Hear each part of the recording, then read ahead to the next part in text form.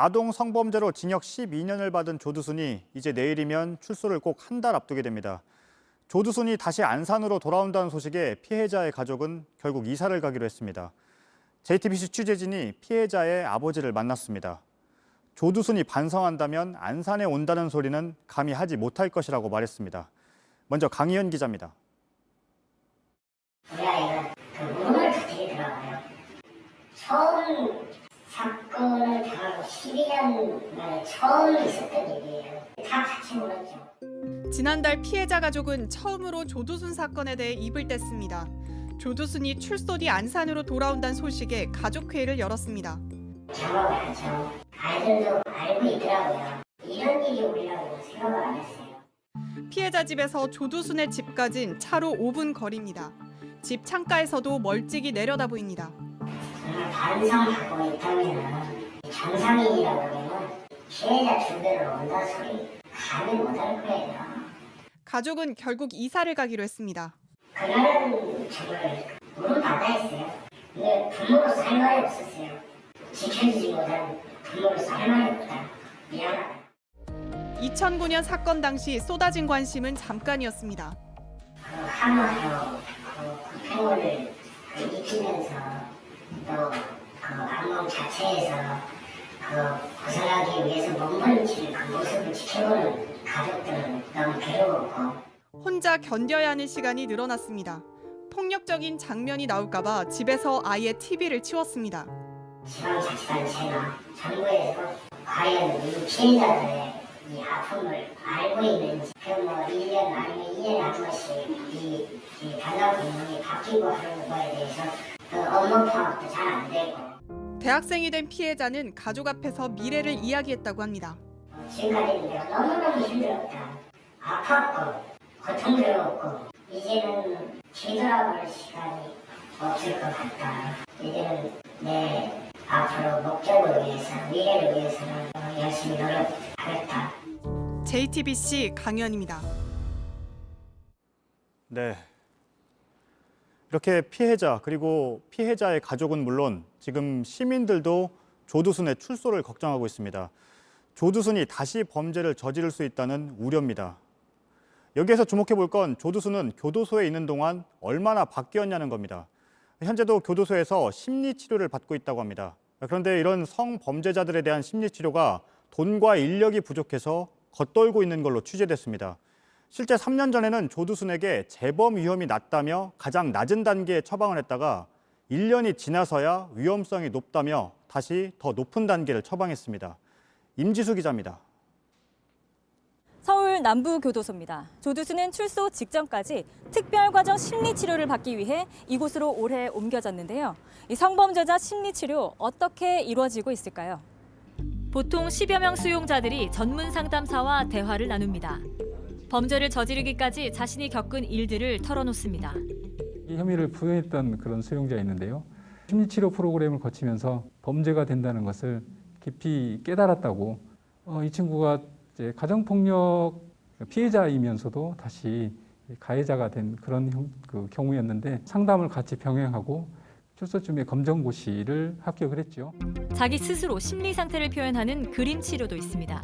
흑백으로 고립된 상태로 이렇게 큰 망망이 하나 들고 이렇게 밝은 색상으로 변화됐고요. 이게 10개월 동안의 결과입니다.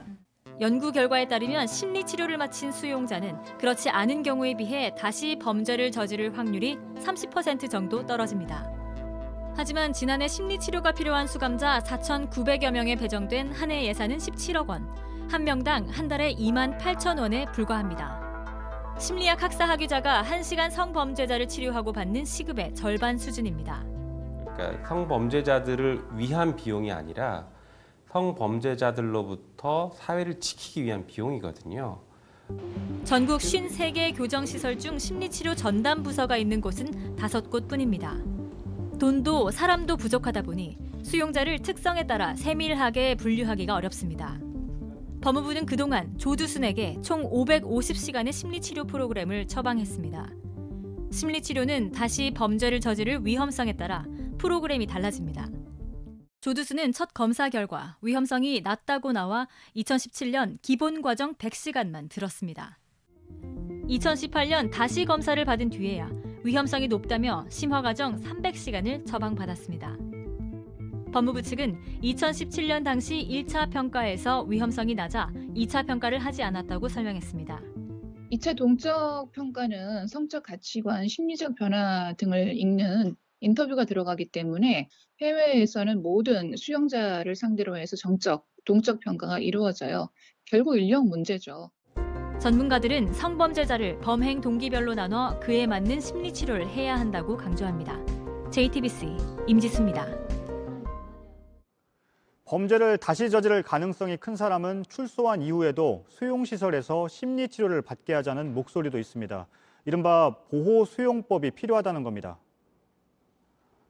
피해자 인권이 더 중요하지 않습니까? 조두순이가 여기에 적용이 안 된다고 하더라도 미래 아이들을 위해서는 만들어 놔야 되는 거 아닙니까?